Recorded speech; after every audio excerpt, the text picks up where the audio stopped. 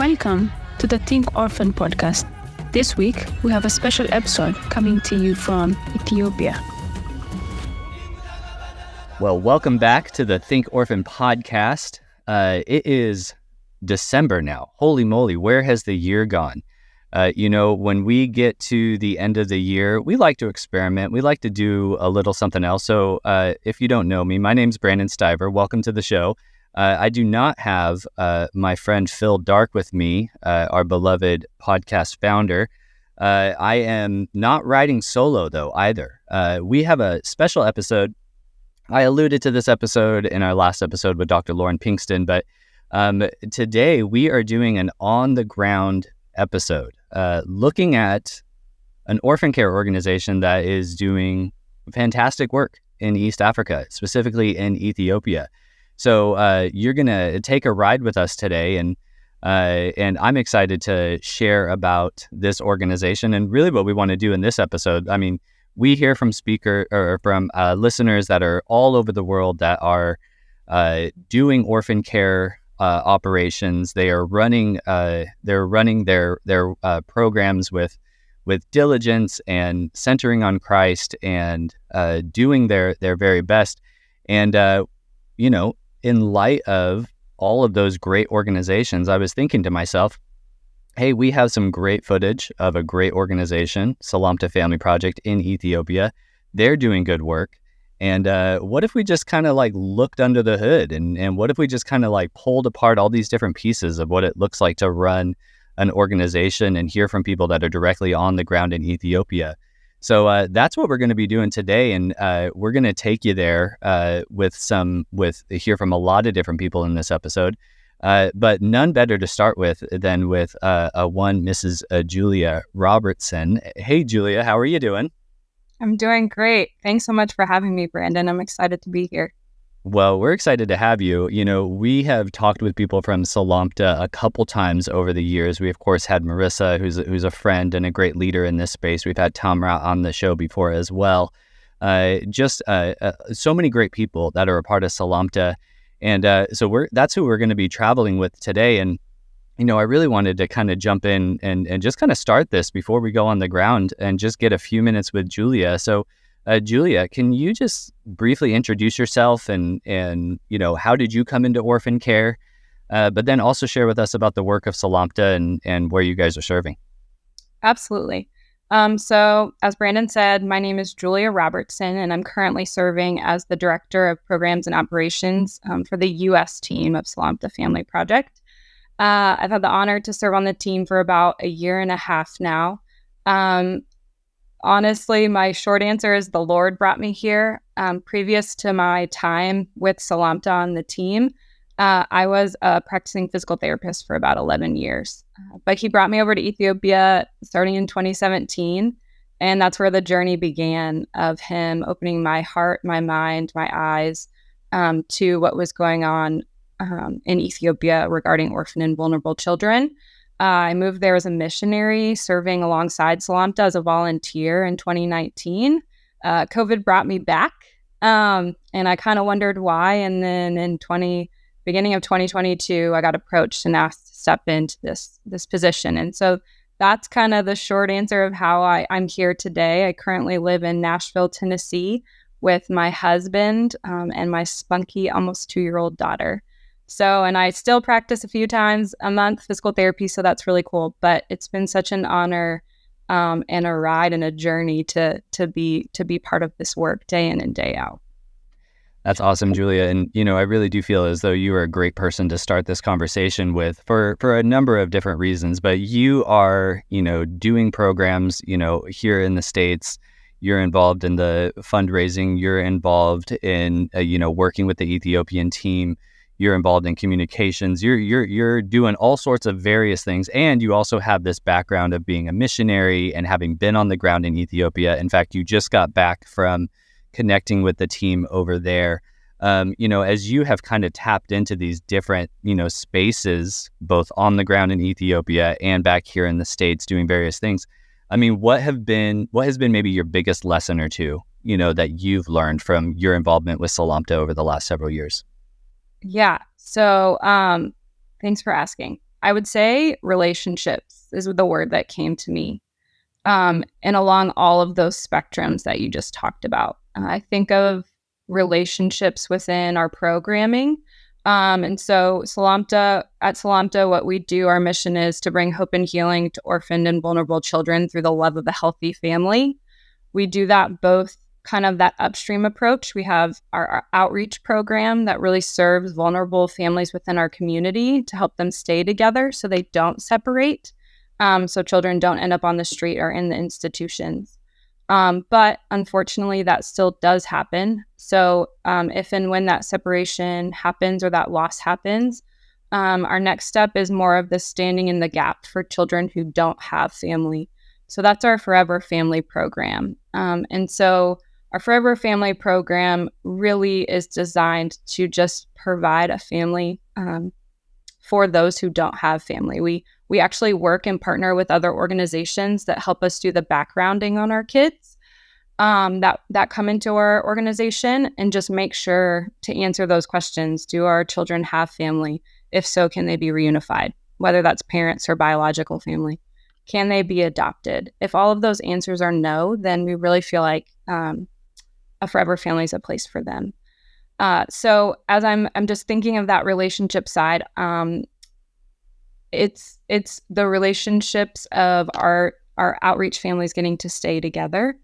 They then remain as that family unit, and they flourish in that space. For our Forever Families, it's a combination of relationship, intentional building of trust is required for our moms who have welcomed these kids into the family unit.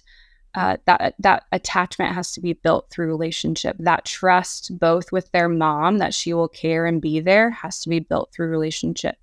We also have our professional team who wraps intentionally around each of our families and each person, both our moms and our children within our families.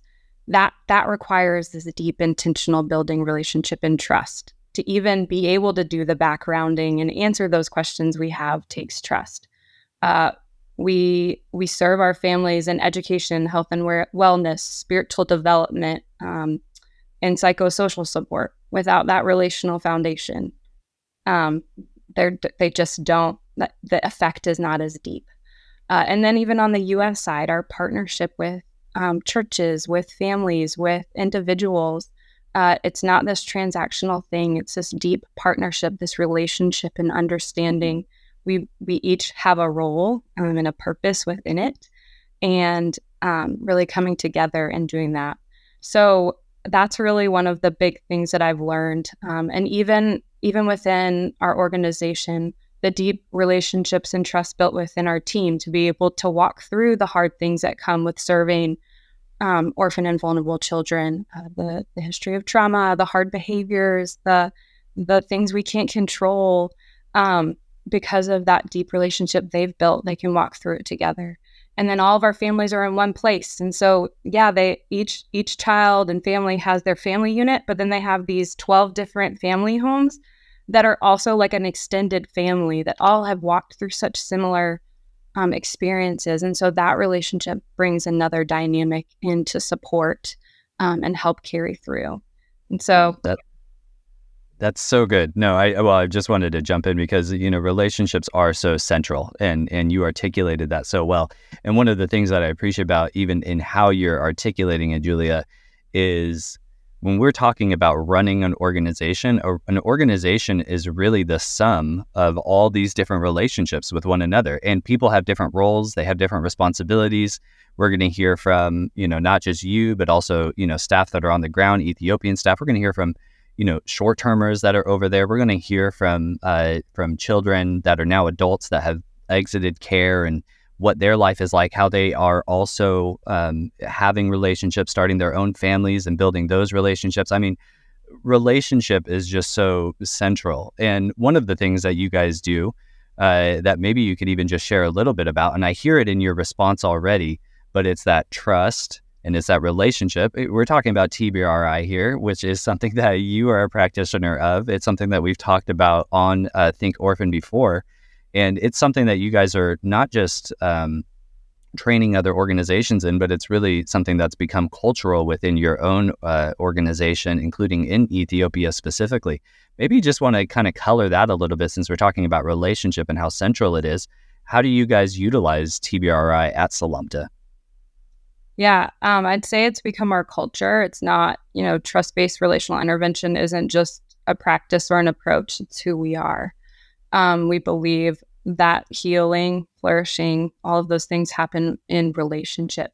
And just a little context of, we really started to pursue TBRI in 2019 because we were accepting new children in and starting our second generation of families. And it looked very different from our first generation. Our first generation, created between 2006 and 2009, was really a lot of groups of like biological siblings coming together, and younger, so between 6 and 13 years of age. Partly due to them growing up and recognizing as they became young adults that a lot of the hard things that they had walked through were starting to bubble back up again in these times of transition. Part of it was pursuing it to really help serve them in a new way. And then the other was, as we were welcoming this new generation in this newer generation, we barely have any sibling groups that have come in to create these families. And our last two family homes that we created, the ages were, we have one set of twin girls who are 8, and all the rest were between 13 and 17. And if we hadn't had the culture of TBRI, of recognizing that all of those 5 Bs, brain, the changes in the brain, the biology, the belief system, the behavior, and the body are all what's causing many of these behaviors we see. If we didn't understand that, if we didn't get our moms and our team to really understand that many of these behaviors aren't willful disobedience, but they're just these survival mode for our kids. If that perspective shift hadn't come in for everybody involved, then it would have really been a more challenging time for us. It was still really challenging. I won't paint a rosy picture. There's still a lot of hard things, but because of that foundation, we are able to really serve these kids in a different way. And then we've also been able to, at Seganet is our lead, our practitioner, our lead psychologist on the grounds. And she was the one who really spearheaded bringing it to our team in country. But this past week, the first ever TBRI practitionership training was held in Ethiopia for about 40 Ethiopians and 10 other African caregivers on the continent. First one ever in Africa. And 5 of our other staff members got to be trained and become practitioners. And at Seganet really was one of the few that was leading that group. So, So cool. It's just going to be it's going to be transformative even for the whole country, because there was commissioners of the police department who are really the first to come in and care for the kids on the street, the Ministry of Education, the Bureau of Women and Children Affairs. So there was local practitioners and social workers and educators in there, but there was also people kind of in that higher level that are now understanding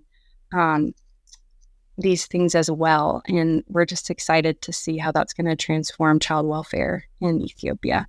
That's so good. No, and there's so much in there. And, in many ways, and why I was excited to feature Selamta in this particular episode of Think Orphan is because you guys are tying together a lot of these different things that we talk about, and you guys are putting them into practice.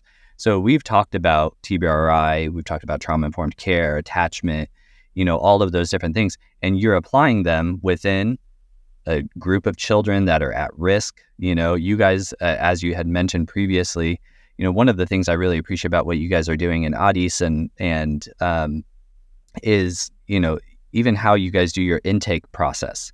You're partnering with other organizations to make sure that these kids, that the kids that come into Selamta 1 are unfortunately not able to reunify, and that they're actually, unfortunately, not able to be adopted and have that level of permanency. So what you guys do is you promote permanency through an alternative family care model that is in the community.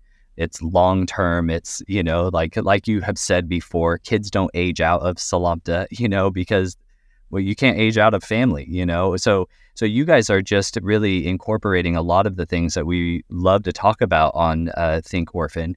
And I would just be kind of interested, before we hop into some of these other conversations that we're learning from people on the ground in Ethiopia, what would be maybe just that one thing that you wish you had known before you joined leadership team of a nonprofit care organization? You were on the ground for a bit. Now you're director of programs based here in the States. What would be that one thing that you had wished you had known before stepping into this current role? Yeah, I hope this fits in. When I was thinking about this before, honestly, it's that this is the Lord's work. He cares so deeply about family. I've done a deep dive this year into learning more about his design for family. If we had more time, I'd go into it maybe some other time. But he cares more about those kids and those families that we serve deeper than I do. And he has a plan. And that there are many things, I think, working in this space and in this world, in fact, that are out of our control.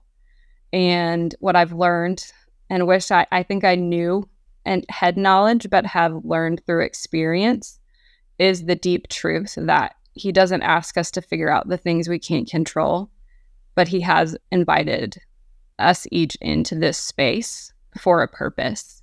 And so if we can continue to fix our eyes on him and recognize that he does have a plan, he's in control, that he knows what we truly deeply need, and to know that it's like we get to walk alongside him in this work, and he's going to show us what he's asking us to do. And all he asks us to do is bring what we have, our fishes and loaves, and then he's going to do with it what he's going to do with it.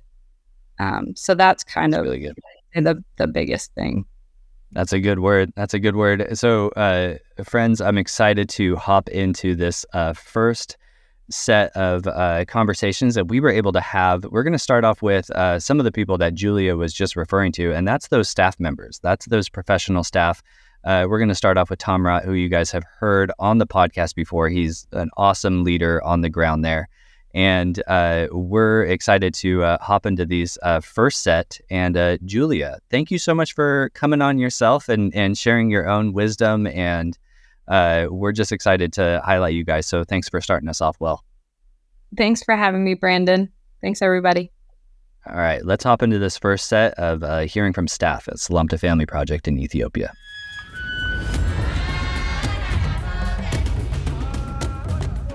Selamta is effective because it does a wraparound care.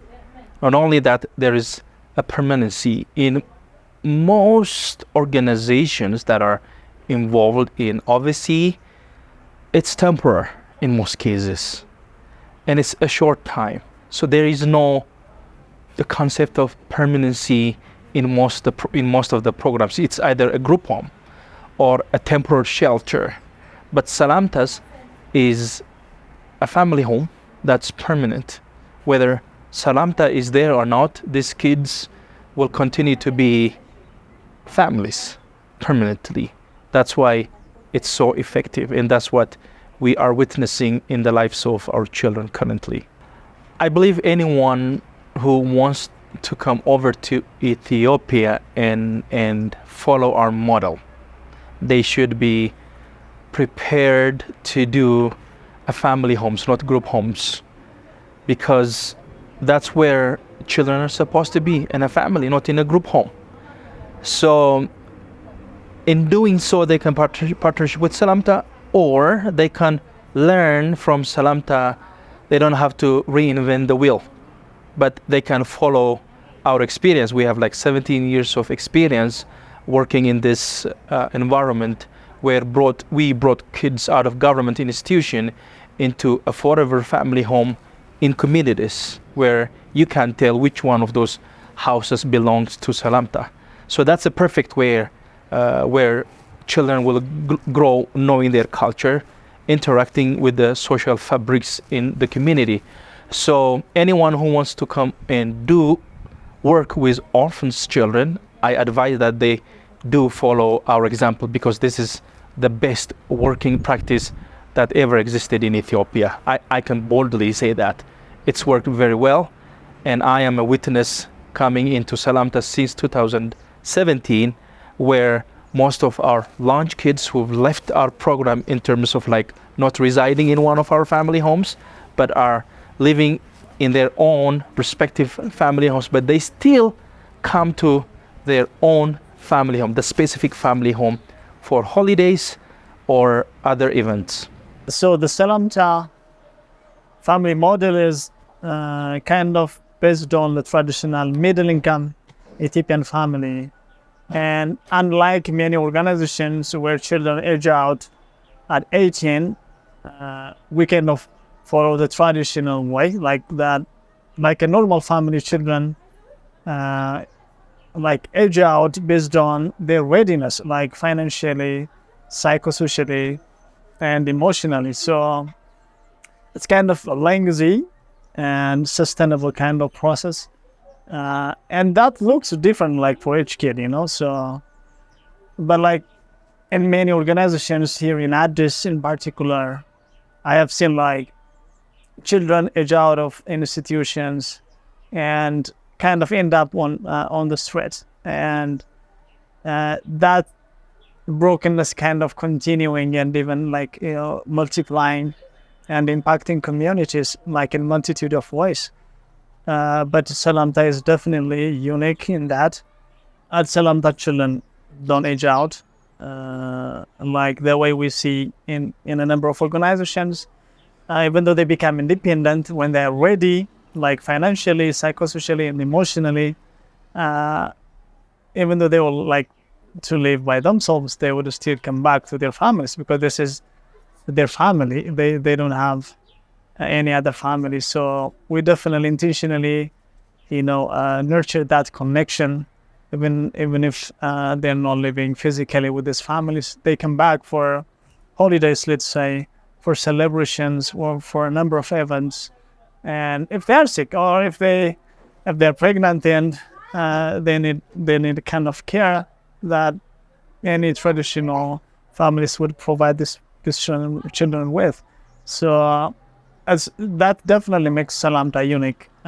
We don't normally see that in so many organizations in Ethiopia and in Addis. So it's based on like a normal middle income traditional Ethiopian family, like this neighborhood, So that definitely makes it a unique, a stable, nurturing place for these children and youth. And we have recently been intentionally partnering with like-minded organizations in Addis and like in different parts of Ethiopia. And there are like a few organizations that we kind of found out to be really good in terms of the quality of services they provide children or families with, and also like the content of their services as well as the model that they follow. But in general, I would definitely encourage family-centered, family-based models with intentional, holistic, and sustainable support for children and families, because we have seen it for 16 years now. Its importance, like in first-hand experience. So it's definitely worth it, to focus efforts, to focus programming, strategic engagements, like based on families, based on holistic family strengthening and preservation. And that would include both prevention as well as restoration work. And that definitely includes partnering with other organizations as well, because it's very unlikely that one organization would provide all the services that these kids or families out of like institutions or out of streets or out of broken families would need, So that intentional partnership, that intentional collaboration of resources, it could be training, it could be financial, it could be material, that intentional togetherness is definitely something that would transform the landscape of orphan care in this country and definitely beyond too. Not only government organization, orphanages, but also from other NGOs that I know with different information. Selamta provides the family love and care, which I think is basic for Selamta to sustain and to see the lives of children changing. Because when you experience trauma and different life challenges, it's not the loss of money, or it's not only the poverty that people experience that traumatize them.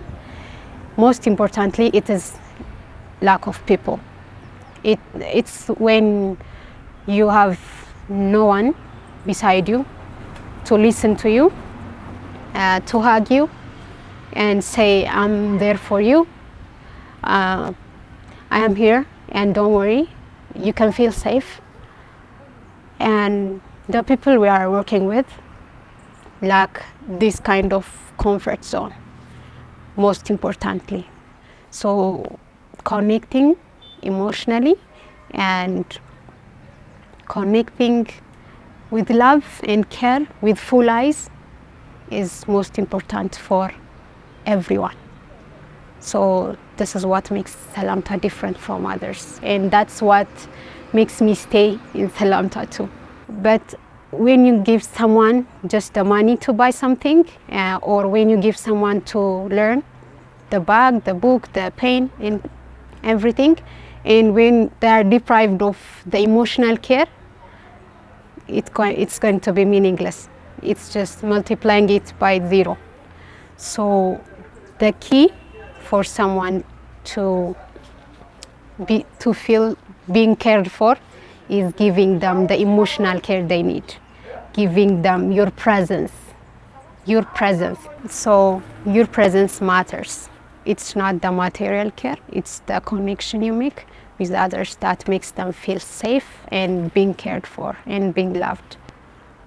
That's what should be changed. So in a family, the love and care that kids should be given should be consistent. The attachment you make with kids should be consistent enough. Because if you are doing like when you feel good, you might be connecting with the kid, and when you don't feel good, you might be detaching yourself from the kid.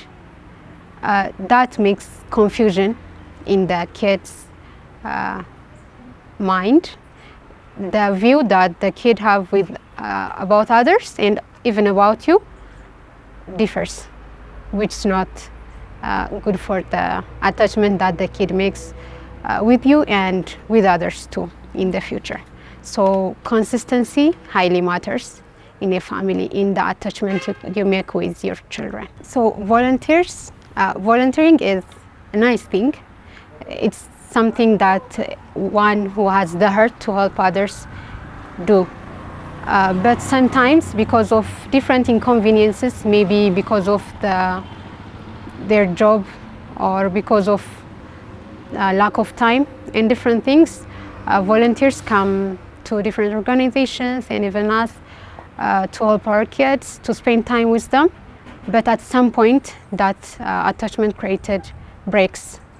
And as much as possible, I prefer volunteers to continue their attachment with the kids, either on phone or anything possible through any way that they can sustain their attachment with the kids, because these kids are coming from places that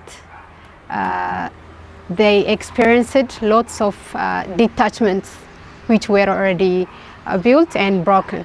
So experiencing this with the volunteers triggers the pain that they have experienced. So I prefer volunteers to be more consistent in every way possible in continuing their attachment with our kids and other orphanages too.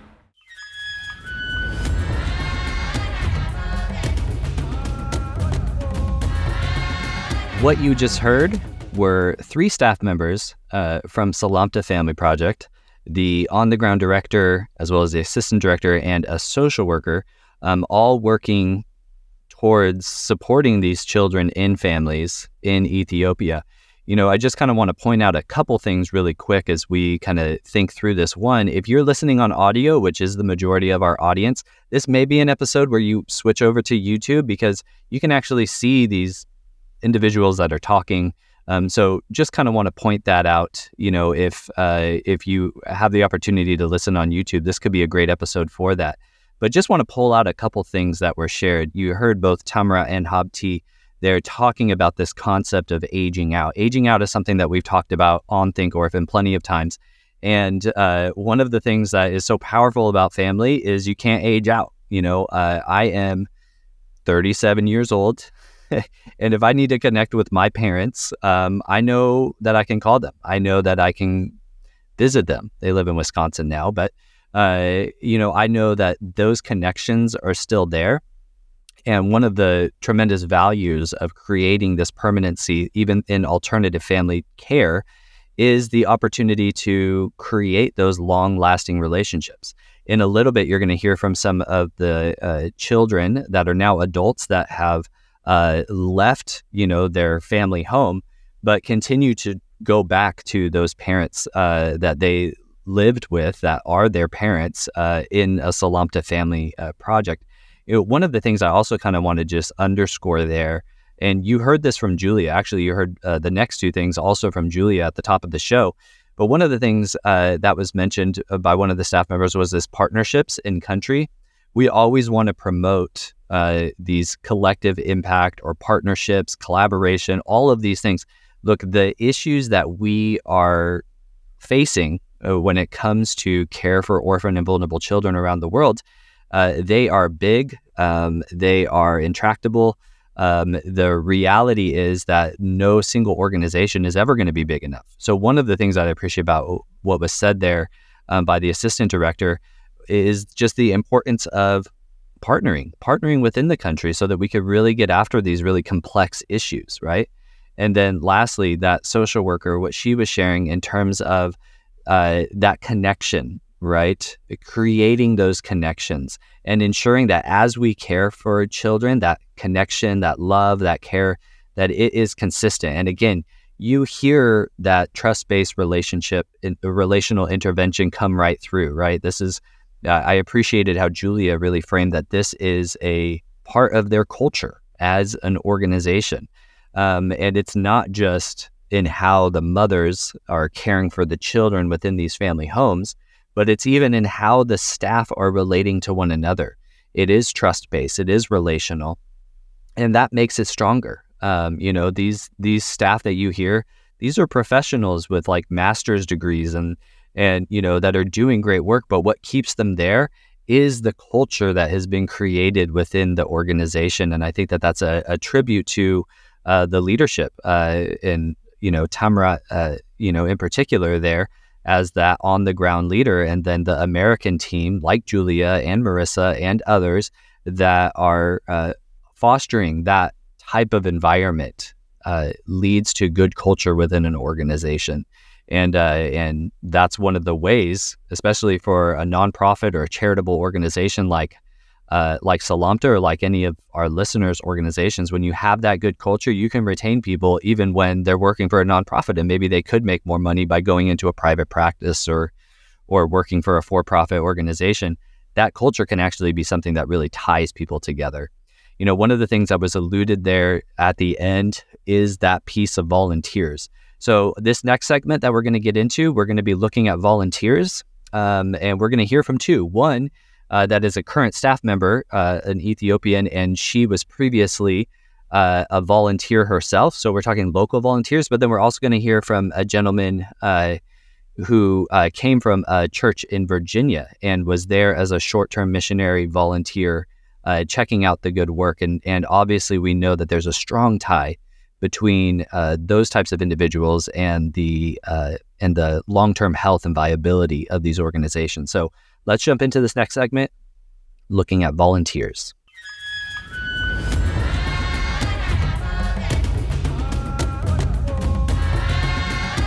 I'm Jerry. I work at the education department. So I knew Selamta when I was a high school student.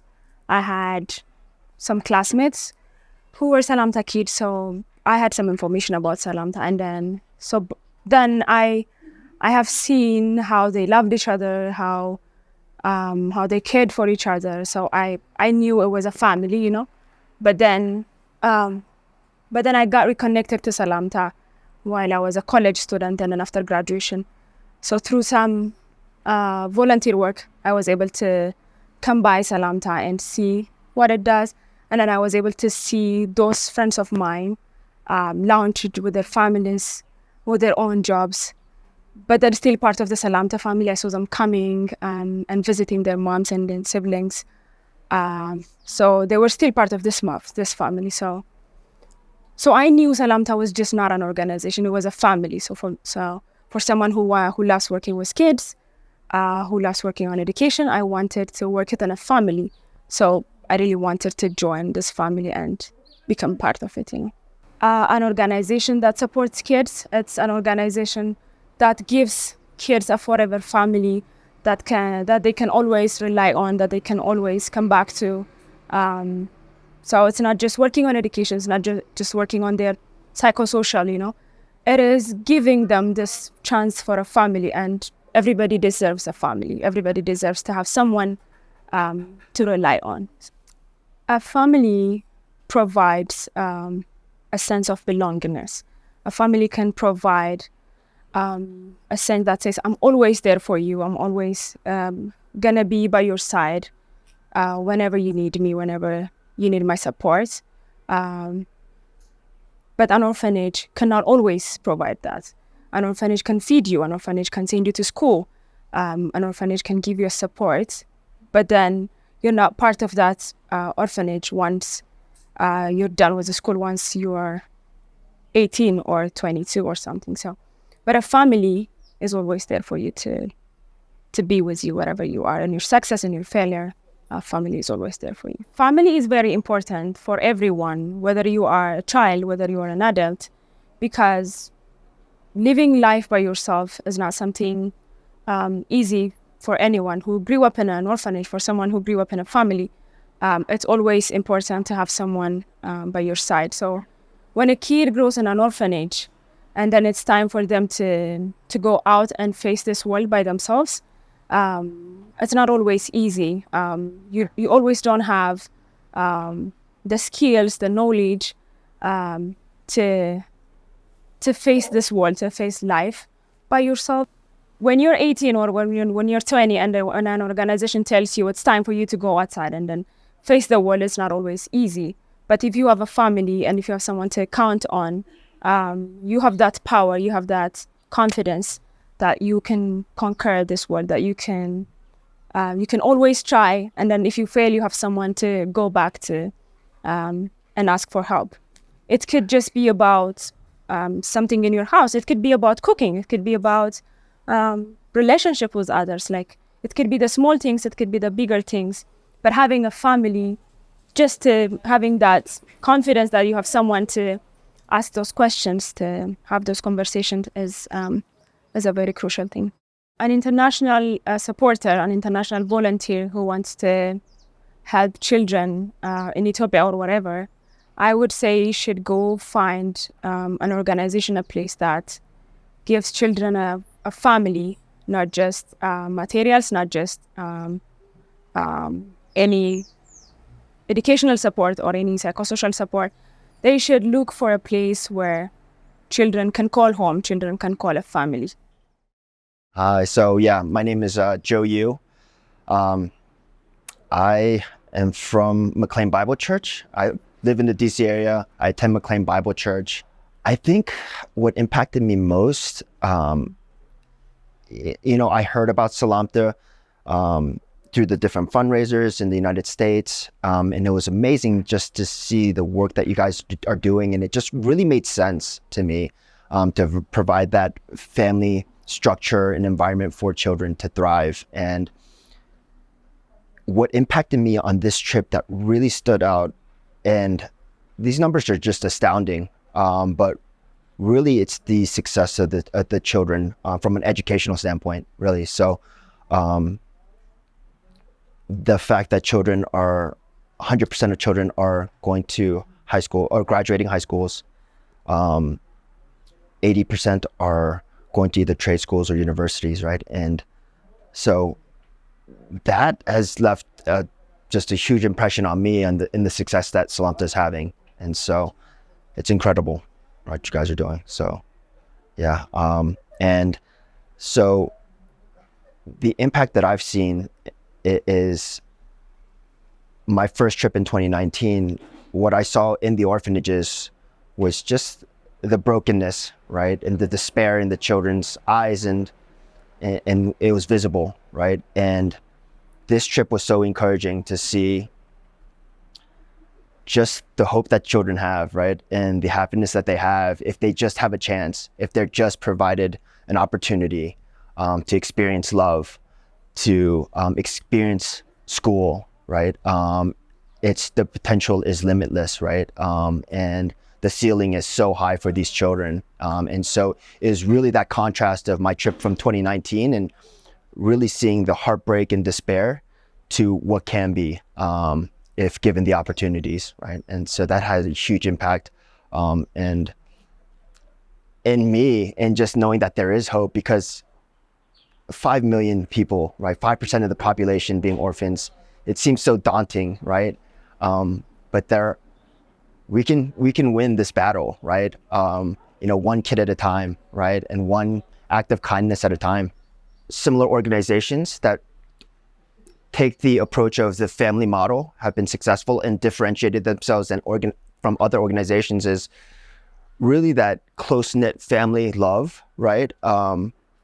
You're not kind of thrown into an institution or box in your number, right?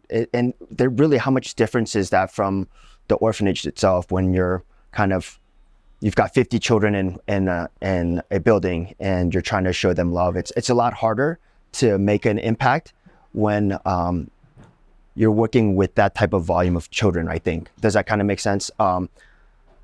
That's probably the biggest difference is the kids don't feel like they're in another orphanage, right? They feel like they're in a close-knit family, right? So they don't, they get that one-on-one love with the mothers. They get that close-knit familial experience with the brothers and sisters. And I think something else is, there's not that stigma attached to it, right? Like if you're in another organization where you're kind of put into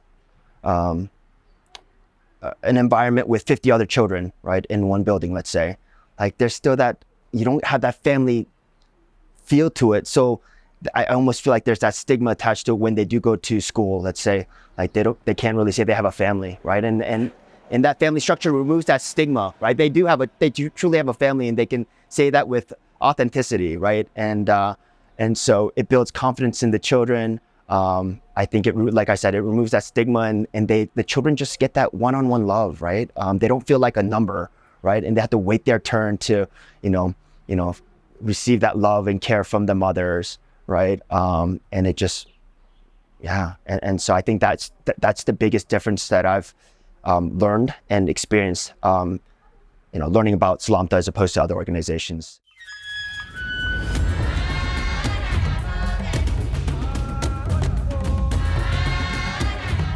So that was you hearing from two different volunteers that have volunteered with Selamta Family Project. One of them went on to be a staff member. One of them, goes to a church in the DC area, and it continues to be a supporter of the organization. And, we heard this from Julia, then we heard this from the staff and the leadership on the ground, and now we're hearing it from people that have served as volunteers. We're hearing this consistent messaging, and that kind of gets back to that cultural piece that I was talking about. You hear them again talking about the importance of connection, the importance of family. When Julia said, how TBRI has really kind of established itself as a key cultural aspect for the organization, you actually see that reflected even when you get to these people that may be seemingly somewhat on the periphery as volunteers. Even them, they're seeing it. They're internalizing that message that it is all about family, relationship, trust. all of those cultural aspects that we have discussed here on this episode. And it's just a reflection of the importance to really have that have those values in place as an organization, so that even when a short-termer like Joe, this guy that was just talking, so that even when he comes through, he's seeing it. Yeah, this I could see why this makes sense. And he mentioned even some other things in terms of the education. That was something that for him, when he sees the programs that are built to support these kids educationally, as a donor, as a short-term volunteer, that's something for him that he could kind of latch onto. Because look, even when we talk about kids that are ending up in children's homes, a lot of the times that's because the parents who are coming from a place of poverty are looking at that children's home as an opportunity to educate. So when you can actually have a kid that is supported within a family placement and they get a great education, that's a testament that we can actually do education from another way. And people like Joe, who are Americans, who are just visiting, they can also get that and say, hey, actually, this is a good way to not only provide that connection, that family. He was saying, look, this is a lot better than doing a residential or institutional model. But not only that, you can actually still, if you're doing your programming right, you can still get that education piece that in places like East Africa is just such a huge need. So I appreciate that. And, one of the things that I also think, the way that we gathered this content that you guys are viewing on YouTube or listening to on Apple, Spotify, whatever, the way that we got this was we sent one of our own team members, Samuel Rich, who you guys have heard on here before. He was in Ethiopia and he gathered all of this information. So he actually was a part of this, team. He was deploying his own talents to bless Selamta, but there's also this aspect of education. And you can see that even in what Joe was talking, not just that he's saying, hey, I like seeing that these kids are so supported from an education standpoint, which is fantastic, but he himself is also being educated on that trip. And as he said, look, we could look at, 5 million kids, and we see orphans, we see kids living on the street and so forth. But what you actually also hear is an inspiration towards hope, that this is not a hopeless situation. And so I appreciate that about our two speakers there that had been volunteers and then continued beyond that volunteering to support the organization and to support the movement in other ways. And all of it is towards children. So in this last recorded segment, and again, if you guys are on YouTube, you guys are seeing, you're not just hearing the sounds, but you're seeing the people walk by and you're actually getting a glimpse into Addis Ababa. But what we're going to be getting into next is actually hearing from a couple individuals that grew up in these forever family homes. And it's just encouraging as you hear them wrap in, this is now me starting my family. This is me now starting my career. And you can hear the confidence, you can hear the way that these families have been blessed, that these individuals and these children, now adults, have been blessed. So let's get into our last segment here, where we are hearing from a couple individuals that grew up in Selamta Forever Family.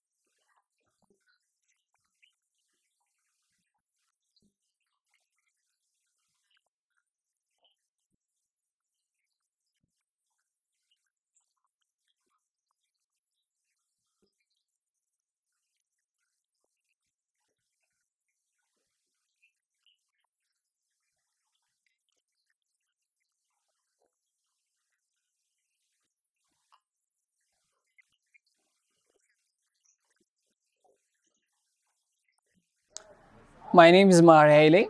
I'm a filmmaker and I live in Selamta Family Project. I have a mom in Selamta. Her name is Buzayo, and she's so amazing. She loves me. She cares about me all the times. When I was in job, she called me like, "Where are you? Do you eat lunch?" like that. And thanks God for her to have in my life. Yeah, we met another orphanage kids like in the school. So they live together in the big compound. When I saw them, they don't have any kind of freedom. When they are talking or when they are walking, like if I see the Selamta or if I see the kids, if I see me, I don't lose anything. I have hope, I have love, I have families, I got all things in my life. So this is the great things. In my future plan is for my life. I want to be a good cinematographer in my life to show what's gonna be look like in my country, what's it look like, to show my people, and working on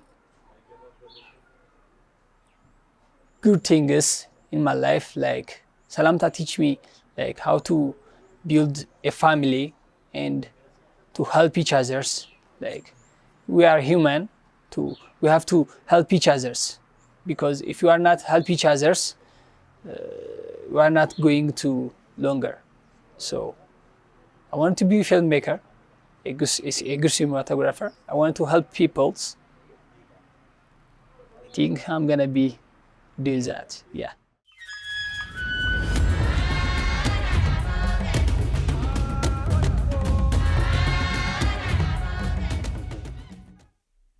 Well, that's what it's all about, guys.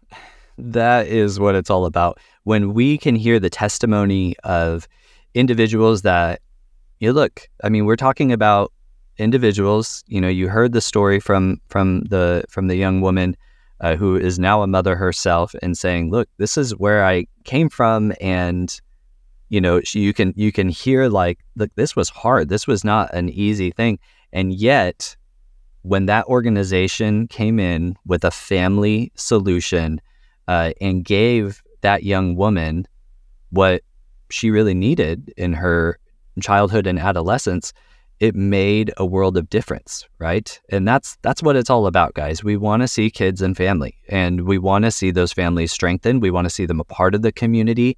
I mean, even what the second individual shared in terms of like looking at other kids that were living in alternative care in the orphanage setting. He said we could see the difference. We could see what that was like, and they could say, what we were experiencing though was markedly different, and it was all because of family. It was all because of that.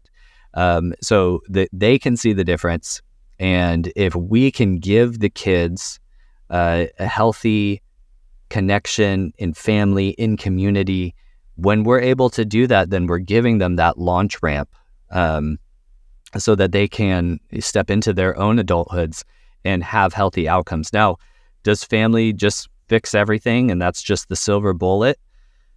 Well, families are messy too, and we certainly acknowledge that, including when it's an alternative family placement, such as what Selamta is doing, or even foster care, adoption. We know that these are messy spaces. So it's not a matter of, well, just put the kids in a family and then everything will be perfect. No, but what we're saying is the family is the context for the intervention to take place. And then we say, how can we build relationships? How can we do the psychosocial support? How can we get them the education, the material needs, all of that? We're creating that context so that we can hear the testimonies like what we just heard, where now these individuals are stepping into life. They're starting their own families. They're getting married, having kids, starting their careers, and they're doing it from a place of strength and belonging. And I just think that's beautiful. And guys, that's what we do here on Think Orphan. That's what this show is all about. So I just want to say thank you to Selamta Family Project for allowing us to profile them in this particular episode. I would encourage you guys, we only do a few of these kind of on-the-ground episodes. Go back and listen to the episode that we did with Francis Chan in Kenya. Go back and listen to the episode that we did with Trust for Africa and Lesotho, so you can get that sense of what it means to really be on the ground. And because that's where this is all playing out. This isn't just me and Phil talking to smart people about child welfare. At the end of all of this, we want to see kids cared for. So we do hope and pray that you take everything that you are hearing here on Think Orphan and that you use it so that you can love and serve orphan and vulnerable children as well as their families better and better each and every day. Thanks so much, and we will talk to you in a couple weeks. We hope you have enjoyed today's Think Orphan podcast from Ethiopia. For all the information in this week's podcast, please visit us at thinkorphan.com. You too can be part of the conversation. Send your questions to info@thinkorphan.com or join us on the Think Orphan Facebook page. Thanks for listening, and we hope you'll join us again on the next edition of Think Orphan.